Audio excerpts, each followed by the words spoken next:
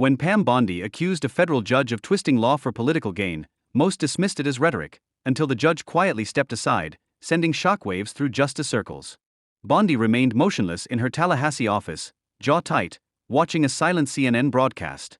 They just reported Judge James Boseburg's federal order halting deportation flights to El Salvador. The anchor spoke of controversy, humanitarian concerns, due process. Bondi didn't flinch. She tapped her pen twice against her desk, muttering, "They're playing with fire." The situation had been simmering for weeks. Venezuelan nationals, some with alleged gang ties, others simply undocumented, were detained in South Texas IC facilities. Homeland Security, pressured to eliminate loopholes, expedited deportations, swift, harsh, often irreversible. A plane sat ready on McAllen's tarmac when Boseburg's order arrived. The White House fumed. Yet Bondi was no stranger to legal battlegrounds. She'd built her reputation confronting political opponents with a smile and enough legal ammunition to dominate any courtroom. Titles didn't intimidate her. She made 2 calls, first to her deputy, second to Fox. Meanwhile, in his Washington, D.C. chambers, Judge Boseburg remained composed. He'd witnessed protests, read columns labeling him traitor, but this wasn't political, he insisted. The administration was bypassing hearings, rushing deportations without allowing testimony. That violated law, period. His clerk, a brilliant 32-year-old named Lauren C., entered. "They're saying the Attorney General will make a statement tonight." Boseburg didn't look up. Let her. "We'll do our job." But outside, tensions mounted. Protesters gathered across the spectrum, some with "Deport Criminals Now" signs, others declaring judges aren't puppets. Cable hosts compared Boseburg to other activist judges. His face appeared on screen more than ever before. And Pam Bondi was just warming up. That evening on the Ingram Angle, Bondi went live, her voice steady but pointed. She leaned forward when Laura Ingram asked if she believed the judge operated within legal boundaries. "He's not acting like a judge," Bondi stated. "He's acting like an unelected policymaker." She paused, letting the words land. "And the American people are tired of it." Her statement electrified social media. Hashtags like #FireBoseburg and #PamTheHammer trended within hours. Senators exchanged calls, journalists flooded inboxes. Inside DOJ, staff remained silent. They understood, Bondi wasn't merely expressing opinions, she was drawing battle lines. 2 days later, the Miami Herald published a leaked memo revealing some Venezuelan detainees had indeed been flagged as security risks, one with Caracas gang connections. Others were political asylum seekers with incomplete files. The memo suggested flights were rushed to meet political deadlines. Such nuance hardly mattered anymore. Lines had been drawn. Bondi's team issued a warning statement. Judge Boseburg's actions threaten judicial independence by allowing partisan influence to override legal protocol. The wording was deliberate, flipping the script, arguing judicial independence wasn't about judges acting freely but staying within boundaries. Inside Supreme Court chambers, John Roberts exhaled deeply upon reading her statement. He closed the file before him. This wasn't merely interbranch conflict, it concerned what Americans believe justice should represent. Bondi wasn't finished. She built her case not just against Boseburg but against the entire system sheltering judges from accountability. 3 days after her Fox appearance, Pam Bondi stood at a podium outside Washington's Department of Justice building. Overcast skies loomed as an unusually large press pool gathered. Her team had scheduled noon, prime broadcast time. Cameras rolled, reporters held recorders like weather vanes. "She wasted no time." "Let me be clear," Bondi began, voice unwavering, gaze direct. "This isn't about one judge. It's about discipline eroding within our federal judiciary. Americans expect impartiality, not interference." The air stilled. Reporters, accustomed to diplomatic language, sensed something different. This wasn't a press release but a warning. She produced document stacks, case summaries, internal communications, agent reports. One bearing IC insignia described 3 Venezuelans whose asylum claims were bypassed due to insufficient risk classification review, meaning deportation without proper protocols. Bondi criticized both sides, judges for halting everything, agencies for procedural lapses. Then came her headline-grabbing declaration, "I'm not afraid of judges acting like kings. I'm afraid of what happens when nobody challenges them." Within hours, Bondi was everywhere, her words cycling through CNN, MSNBC, Fox, each adding their spin. Twitter critics painted her as wannabe autocrat, supporters called her fearless. By sunset, A viral TikTok featured her speech with dramatic soundtrack captioned, "Pam versus the system." In a Sacramento bar, middle-aged Curtis Caldwell watched, transfixed. Politics rarely interested him, but something about Bondi resonated. "She talks like someone who's been frustrated a while," he remarked. His cousin raised an eyebrow. "Or someone eyeing higher office." Curtis wasn't alone watching. In Miami's federal courthouse, Judge Lena Dorsey, Boseburg's colleague, listened to the livestream from her chambers. While disagreeing with Boseburg's case handling, Bondi's broadside concerned her. "She's playing long-term," Dorsey told her clerk. "Not just pushing back, reshaping public perception of judicial roles." That night, Bondi appeared on News Nation for an extended interview, a calculated move targeting mixed, less partisan audiences. She wore navy, no jewelry, hair pulled back, deliberate, serious, businesslike. The interviewer, young encore Trent Massé, ditzt Holt Beck. "Attorney General, critics say you're undermining judicial independence, making it personal." Your response. Bondi offered a slight smile. "I respect the judiciary, but respect isn't silence. When judges place personal beliefs above federal law, they're no longer neutral, they're political." Is Judge Boseburg political? He made political decisions under legal pretense. That's more dangerous than partisanship, it's gradual betrayal. The interview struck nervös. Afterward, Massey texted his producer, "We'll catch heat for this." They did, as did Bondi. Next morning, protesters lined DOJ steps.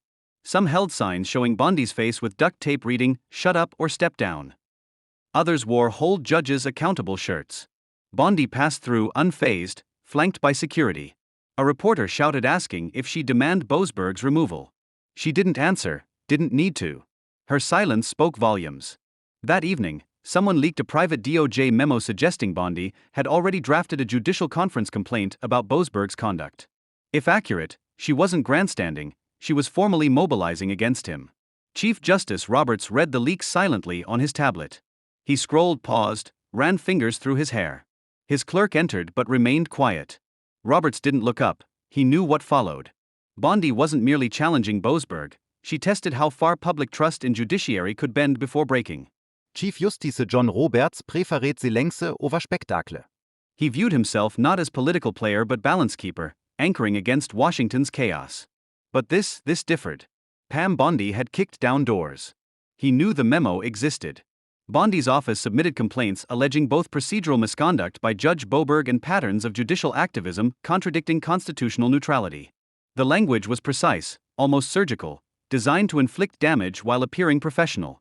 That morning, Roberts sat alone reviewing his public statement, rewritten over 2 nights. He wasn't naive. Weak response invited aggression, strong response suggested partisanship. The final draft barely filled 4 paragraphs.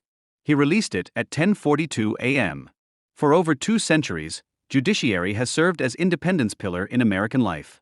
Judges shouldn't create policy, but neither should politicians define judicial restraint by convenience. Judiciary must remain free from pressure, retaliation, and political theater. He never mentioned Bondi. Didn't need to. Reaction came instantly. Within hours, The Hill, Politico, Washington Examiner dissected the language like Supreme Court ruling. Editorials called it measured, stoic, insufficient.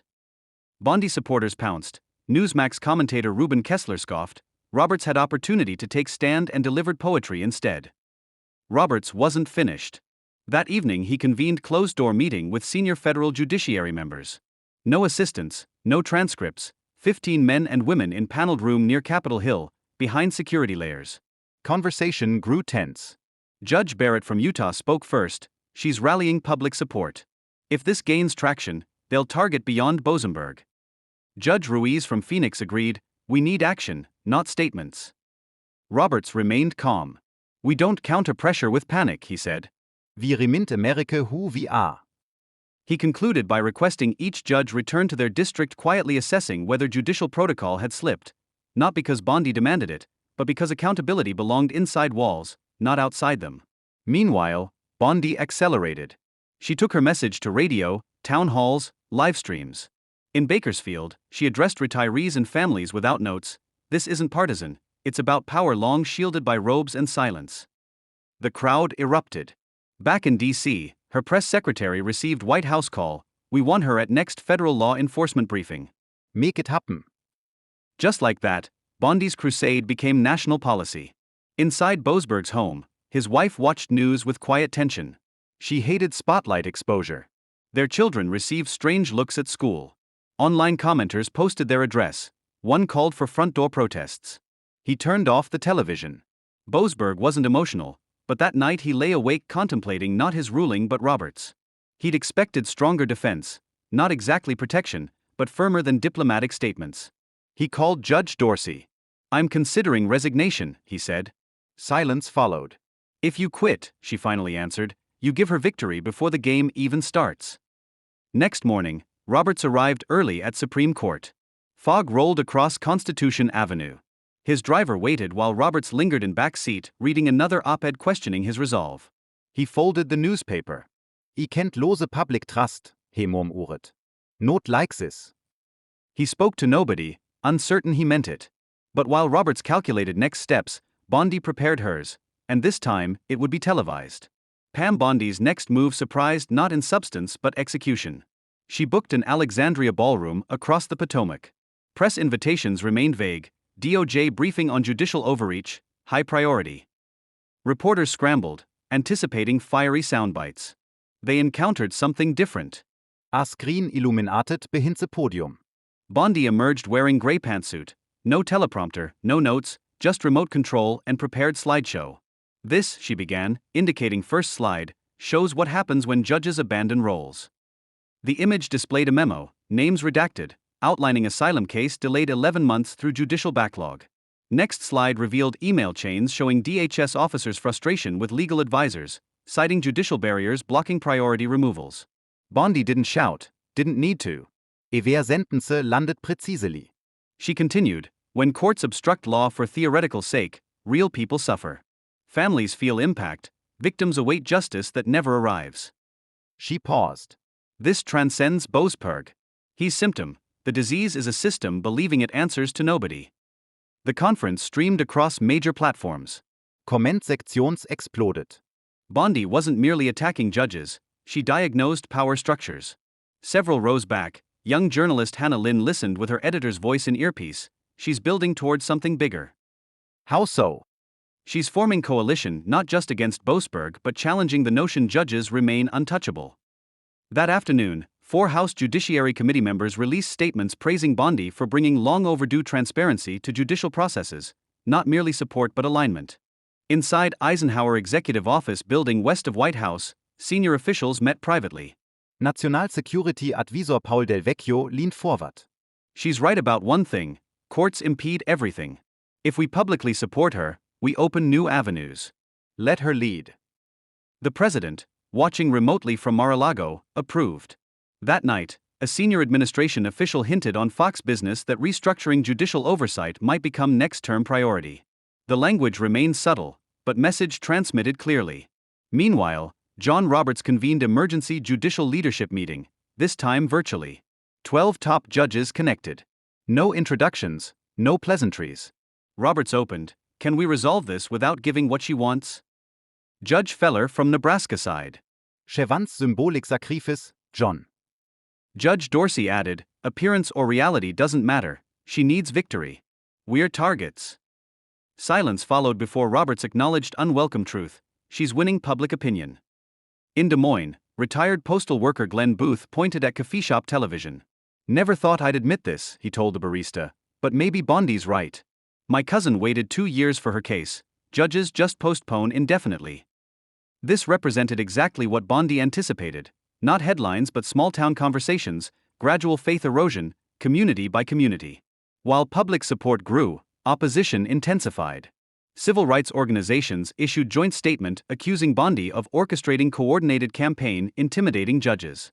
American Bar Association warned against weaponizing public sentiment undermining rule of law. D.C. protesters camped outside federal courthouse chanting "hands off bench" and "no courts, no justice." Bondi noticed them during her commute. Her security detail remained silent, though one shifted uncomfortably watching crowds. She said nothing either, recognizing what approached, because as crowds expanded, pressure mounted on Roberts, who prepared unexpected countermove. 3 days later, Pam Bondi entered Rayburn House office building carrying leather briefcase and strategy to transform everything. The Judiciary Oversight Subcommittee summoned her testimony under oath, supposedly routine interrogation producing quotable moments before dismissal. But Bondi hadn't come defensively, she brought evidence. She remained measured, though intensity built beneath her tone like invisible current. "I'm not attacking judiciary," she stated early. "I'm here because silence equals complicity." Committee room overflowed. Photographers lined rear wall, journalists occupied every seat. Chair Congressman Gregory Yates from Oregon leaned forward as Bondi opened her briefcase. She extracted redacted documents. "This," she said, tapping the pages, "proves Judge Boseburg's chambers communicated directly with advocacy groups while actively hearing asylum protocol case. That's not legal interpretation, that's coordination violating judicial ethics." The room shifted. Staffers whispered, someone gasped, perhaps from shock, perhaps theatrically. Bondi continued, turning to Yates, "If this body refuses investigation, you establish precedent that judges transcend scrutiny even when they cease being judges and become activists." Outside, media frenzy erupted. Bondi's documents, authentic emails obtained through Freedom of Information requests, didn't definitively prove misconduct but suggested troubling familiarity between Boseburg's clerk and outside legal activists. CNN displayed banner, "Bondi drops bombshell on bench bias." Overnight, conservative commentators demanded Boseburg's resignation. Liberal voices decried witch hunt hearings. Twitter became minefield, each post either war cry or warning. In Charleston, high school civics teacher Rita Mendoza watched hearing clips during lunch break. She replayed one line twice, "Silence is complicity." She told students similar things discussing Civil Rights Act. Now she observed Bondi wondering, righteous or merely loud? This question resonated beyond classrooms, talk radio, podcasts, PDA meetings, coffee shops, reaching everyone from taxi drivers to policy experts. Meanwhile, pressure cracked Chief Justice Roberts' resolve. In unscheduled appearance, Roberts took stage at Judicial Ethics Conference in St. Louis. Not planned speech but impromptu request for microphone after panel discussion. No Teleprompter, just man invisibli Tiere zuit. "Judicial independence doesn't mean operating without scrutiny," he stated. "It means answering to Constitution, not polls, headlines, or fear." He paused. "But we also answer to citizens. If their trust diminishes, we failed them, not vice versa."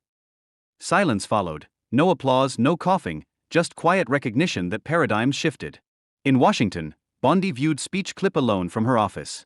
She didn't smile or speak, merely texted her advisor. He blinked. Next morning, fresh protests erupted outside both Boseburg's court and Supreme Court building. Groups clashed on marble steps, one chanting "Protect the bench," others shouting "Courts can't be kings."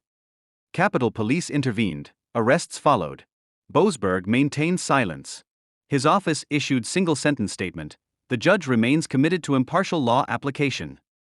The vagueness hardly mattered. His name symbolized either systematic failure or principled resistance, depending on perspective.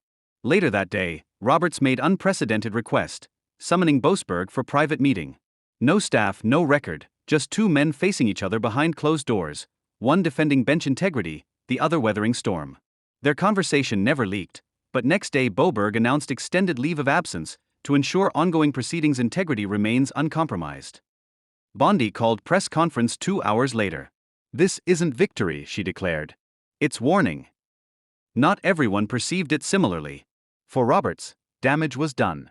John Roberts remained sleepless after Boseburg stepped aside, not regretting their meeting but contemplating implications. His career focused on elevating courts above noise, politics, pressure. Now barriers thinned, public saw through clearly, watching intently. He sat alone in dawn-lit office reading headlines. Boseburg steps aside after Bondi's campaign. Is judiciary cracking? Roberts pondered further response, but too late. Supreme Court, once final calm amid storms, now joined turbulence. Across town, Pam Bondi's office buzzed with activity. Her team compiled lists of judges flagged within 2 years for alleged procedural overreach. Though unspoken, her thoughts were clear. Boseburg wouldn't be last. Her communications director entered with message stack. "Support's growing," he reported. "We're receiving emails from district attorneys, sheriffs, even appellate clerks. Any opposition? Plenty. Threats, professor letters. ABA drafting formal Condemnation." Bondi didn't flinch. Let them. Yet behind closed doors, tensions emerged. Some within her circle worried about excessive aggression, rapid pace. One advisor questioned that afternoon, "What if they call your bluff?" She stared momentarily. They tried. They lost. In Flagstaff, federal magistrate Harold Cade watched coverage during lunch. 32 years on bench without making headlines, suddenly uncertain that anonymity served well. He pushed his tray aside, muttering, "We shouldn't be famous. That's our job." His clerk whispered, "Do you think they'll target others?" Kincaid hesitated. "I think they've recognized judges don't counterattack." Meanwhile, Roberts convened second emergency judicial council, not to speak but listen. He sought ground-level perspectives. Dozens nationwide sent written statements, recordings, private memoranda. Some pleaded for unity, others warned silence appeared arrogant. One message stood out from recently retired Kansas District Judge Ronya Kellerman: "You can't win publicity wars with robes and silence. If we want renewed public faith, they must witness our struggles, not just our rulings." Roberts read it repeatedly, then drafted something extensive, a speech for American Bar Association. Untelevised, unfiltered, just judges, lawyers, consequential words. He took stage 2 weeks later in Minneapolis before packed room. He bypassed pleasantries. "I've been asked why I didn't respond sooner. Truthfully, I hoped it would pass. It hasn't, perhaps shouldn't." He paused, surveying attendees. When judges lose public trust, we forfeit more than legitimacy, we lose purpose. Judicial independence isn't criticism's shield but discipline promise. Breaking that promise warrants scrutiny. No cameras captured this, no applause followed, just quiet nods, scribbling pens. In Washington, Bondi watched grainy livestream on tablet. Neither takedown nor celebration, something different. She closed screen, whispering, "He finally appeared." Later, she met privately with several state attorneys general, not pitching policy or waving banners but asking, "What happens when law forgets its purpose?" They didn't immediately answer, but the question lingered. By spring, Boseburg faded from headlines. Though not formally resigned, it hardly mattered, his career permanently altered. His rulings would forever carry this episode's shadow. Roberts changed too. He attended more public legal forums, not defending courts but explaining them, reminding people justice wasn't abstract concept but weight carried by fallible individuals. Meanwhile, Bondi moved forward. Circuit Court judge shortlist reached her desk. But while Bondi planned next moves, Americans questioned, was this accountability or conquest? 6 months post-Bostenburg, tensions cooled though scars remained visible.